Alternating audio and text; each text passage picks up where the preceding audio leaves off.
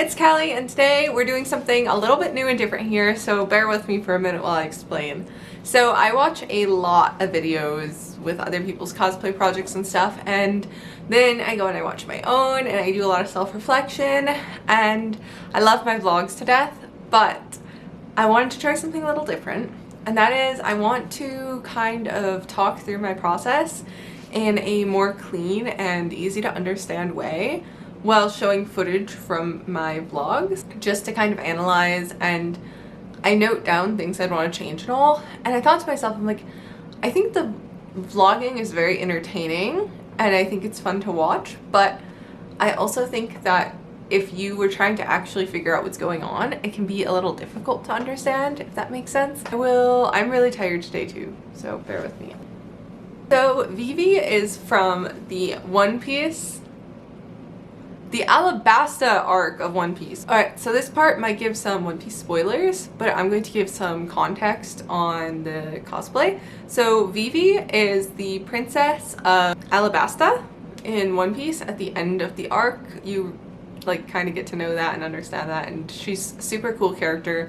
There's so much to love about her, and she's just so precious. She never became one of the Straw Hats, but maybe we'll get some cool stuff in the new arc in Egghead. I am only watching at the moment, so please don't spoil anything for me, guys. I will cry. I really wanted to make a cosplay of her like white dress with the gold middle piece and the pink cape, because I just always thought that that was so pretty, and I loved it so much. Like, since I think I read that back in my second year of college, and I was like, oh, this is so beautiful. I love it so much. So I decided to go with that finally. Get started on how I did everything. I'll play some of my clips from the actual process and it'll be a good time. So this is my first time trying something like this too, guys. Please be nice to me about it. I don't fully know what I'm doing, okay? First of all, I worked on the patterns. So my workflow with this, oh my god, my speech. My workflow with this was to start with the patterns and mock everything up, and then go into the actual making of the cosplay, although I was on quite a bit of a time crunch actually. So my time was actually kind of limited, so I did have to like cut a little bit of corners, but not too much, thank goodness. I'm trying not to do that. I'm trying to actually tell myself that if I think I'm gonna have to rush something, to just leave a contest. It's not worth it. She has this odd kind of like, you can see in the animation or the manga, that she has these black lines going all over her top, and I was just kind of like, I wasn't really sure how to handle those, because my first thought was that a dress with that kind of draping on the top would be like pleated, right? So I was like, okay, maybe they're pleats. So I first tried to pleat the fabric, and then once it went over the bust of my dress form, it didn't feel right. So instead I tried to I laid out some fabric and I cut up some pieces and I tried sewing those together to make up each side of the top, and then like putting those together in the middle. I think that those looked really good in the end. I don't know, I may have written down my exact math. So I divided my waist measurement by 14. So I have don't make me do math. I have a 26-inch waist, but let's pretend it's 28 inches for the sake of math, because that's much easier math. If someone had a 28-inch waist and I wanted 14 panels, the bottom of each one would be 2 inches. And then from there, I kind of tapered them up and over. That's where I got a little bit creative to go over my shoulder. I really liked how that sat in the end. It was really, really nice. Although now reflecting back on it, this is something I did mention in the vlog. I did not leave enough room for the zipper, and that was a problem. I didn't account for the fact that I was flatlining and using French seams and doing all these other things that were really fabric consuming and time consuming. All of the sections of fabric like taper upwards together and get smaller, and they actually wrapped around the back of my neck like a halter top, and there was a button, like a gold button, that would just, I think I added a second button at some point just because I was really scared, because I was like, if that top comes off in the back, then like everything comes off, and that's like really scary. So for the skirt, I did use a pre-made pattern. I'll put like a photo of it up, because maybe it's maybe I took note of it here. No, the skirt pattern was Simplicity 1195. So it was just like a basic prom dress skirt looking thing. It was too long, it was way too long, and it just got messy, and I think my things ended up being slightly uneven, but that's okay because it didn't seem to be too much of a problem. Corset pattern was kind of chaotic the way I did it. So I took the measurement on my waist, under the bust, let's say that. I measured from under my bust to my waist, below my waist, like 2 inches below my waist. And I just wrapped that giant piece of fabric around my dress form, and then I kind of like measured out where I'd want the little middle cutout piece, because my thought process with it was, okay, hear me out for a second here. There's so many ways to go out Vivi's waistband. I think at Anime New York City, I saw it like 6 different Vivi cosplayers with this exact outfit, and every single one was so different. And I'm just kind of like, okay, so like we want curves, right? What creates really nice curves? A corset. A corset does. So there's 2 ways of adding that in. I can either bone the dress and make the dress kind of corseted and have that like pull me in a little, or I could have the gold piece do that. And it had the gold piece that she has over, like that waistband belt thing, it looks a little bit different between like the manga and the anime and like artwork. So I just kind of took some creative liberties with it. And I thought foam wouldn't give that vibe. I have a 3D printer. I don't think 3D printing it would have given that vibe either. My hair's tickling me. It's like going down my back. Anyways. So I didn't know it would give that vibe, so I went with a corset because that's just what felt right to me. Once I had that base piece down, then I cut it up into like 7 or 8 pieces. And I just added a seam allowance onto each one. And then I did a mock-up with that, and it fitted perfect. Oh my god, I don't talk that way. It fitted perfect. That's how I kind of came up with the corset pattern. I just usually, for a lot of the patterns here, I just did like some basic kind of math stuff. So now for the construction of the dress. Actually, no, before we get started with the construction, let's talk about my fabric, okay? So I had so much fun picking fabric for this project. I used for the dress, I used a base bridal satin, which is like a really shimmery, pretty satin. And then I used a pearlescent organza material over that. And then I used, for the corset, I used a gold brocade and used like gold bias tape and, trying to think what other materials. Oh, and I used a pink cotton twill for the cape. That is one of my favorite materials, by the way, guys. I like pulled flatlining out of like this part of my brain, like way back here. It was like way back in the depths. Flatlining, in brief, is just a technique where you take like one fabric and you like baste it onto another piece of fabric, and then you attach them in a way where like it says they're flat. Like you can't tell that they're 2 separate pieces of fabric. I don't think I did the cleanest job at it. It was a bit rushed, and I'll admit that. It could have been better, but it was my first ever time flatlining. Flatlined the pearlescent organza onto the bridal satin, and it just like, it created the coolest like shiny effect ever. Because, okay, I really wanted it to look like, hear me out. I liked One Piece, pirates, the sea, beaches, right? So like the first thing I was thinking material wise is I was like, it's not like old England, right? Like you're not gonna have these really like matte, boring materials or like serious, right? One Piece doesn't give serious vibes. It's goofy. We got Monkey D. Luffy, right? Like this is Straw Hats. It's whatever. It's so much fun.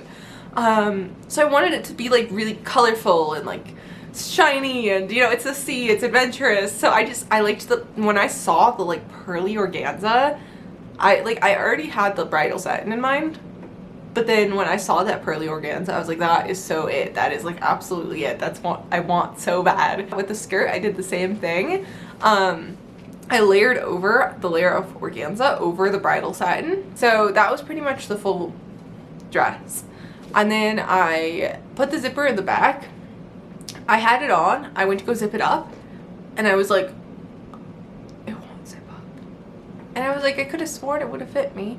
I didn't account for like the curve of my back, if that makes sense.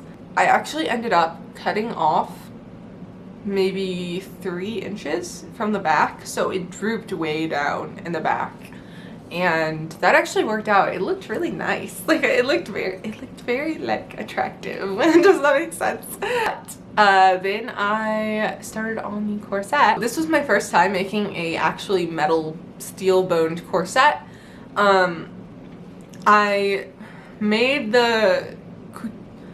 used a really thick non-stretch cotton that I already had lying around that I used for my On Halford cosplay. Attached bias tape to that. I sewed down the edges of bias tape and I slid the metal bones in.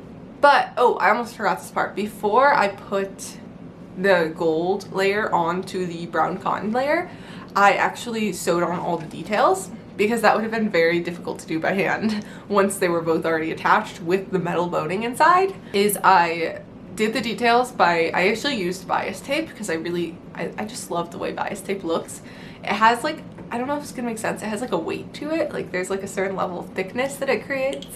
And I sewed that down with this really shiny gold thread. I don't know if I have it around. And then I really struggled with the inside of it where there's like that open diamond shape looking thing. That was really difficult for me. And then I finished off the edges with the bias tape of the corset, and I think that came out really, really nice. I put the grommets in and also added interfacing. So the last part that I wanted to talk about, which was the pink, I'm gonna call it an overskirt, and the cape. So these were kind of weird. These are very abstract. Like, I guess it's the best way to put it. Oh my god, this is so embarrassing. I'm gonna tell you guys this. And I laid it out and I quite literally just, I like thought it must be this shape because there's a part that ties in the front and a part that ties in the back, and I kind of just guessed the shape and cut it out and sew it together. And I put it on my dress form, marked it up, and then cut it more and sewed it more. It was kind of just crazy. I was really, really tight for time at that point. That was really messy. I think if I were to do it cleaner, I think the better way to have done it would have actually been to take the skirt pattern and duplicate it and then cut it up. So then I was just using the middle part of that skirt pattern. As for the cape, I basically did the exact same thing, where I just kind of guessed and then cut and sewed and guessed and put it back and altered it because I was so crunched for time. But I kept laying it out in my dress form, testing it again. And then when I tried it on, I was like, oh, this actually looks really good. This is actually exactly what I wanted. I would love to share my patterns with you guys, by the way, but I do not have the time in a day to scale the sizing for like smaller and larger. So one day when I have the time to learn that, I will absolutely do it and share all of my patterns, and I wouldn't even charge for them, honestly. I would just share them. So much fun doing that, but I'm so stressed. Where it got really cool was there's 2 particular things I want to point out on the overskirt and on the cape. So that gold line that holds together the cape, I actually enclosed the top and bottom of 2 like detail braided cord type ribbon pieces. Braided cords, that's what we'll call them. Of 2 braided cords, and then I hand stitched braided cord onto the top of those pieces of bias tape. So you couldn't see the bias tape, but the bias tape was all holding it together because bias tape is just such a versatile like material that's very sturdy too. So that's what I did for those. And then I sewed that down to each end of the cape because it didn't need to close and not close. Honestly though, if I would have had the extra time, I would have definitely just added like a clasp. The next detail I wanted to point out about those was the fringe. That fringe was the bane of my existence. I made up a stitch for it, and I didn't get to talk about this in the vlog because I had not talked to the judges yet, but I was in pre-judging and I was like, guys, I'm really proud of the way that I put on this fringe because my whole goal was it needs to be just as clean on the back as it is on the front because I did not use a lining. So I like made up this, I had help from my friend August. They sent me like some ideas too, and that was really, really kind of them. So I like don't even know how to demonstrate it. I was inspired by flat fell seam. So I thought like flat fell, but it wasn't quite like flat fell. It was like a cousin of the flat fell seam. But it worked and it looked really good and the judges seemed to like it. And it was funny because I asked the judges, I was like, do you guys know the name for this? Like, I don't know the name for this. I just kind of like made it work this way, but I didn't know if there was like a technical term. And the judges, who are like professional costume designers, were like, yeah, we don't know either. And I'm like, okay, cool. So I kind of invented a little like something to finish that off. Breaking it down. Hopefully it was fun or interesting or helpful in some way. I just really want to start making these breakdowns because I think honestly I'm gonna go off for a second. So there's a lot that I learned down the road. Like I would love to do this on some of my older cosplays. If you guys would be down, if there's any specific ones you want to see, let me know. I learned so much, and honestly like that kind of stuff when I'm making the project doesn't always click until like 2 or 3 months later. Like I think learning from mistakes is a really big deal. Therefore, I like to go back and break these down and tell you what I would have done different, where I think I went wrong, where I think it was kind of cool, and run through the project. Into watching these style of videos recently, and maybe there's some other people that are really into them too. So I hope you guys enjoyed, and I will see you next week. Thank you for joining in on my little experiment, and maybe I'll make more of these, but I just had to try making one of these videos and seeing how it went. I have like 5 cosplays that arrived too, so I have a lot of reviews to make, guys. Like a ton of reviews to make. So please do stay tuned.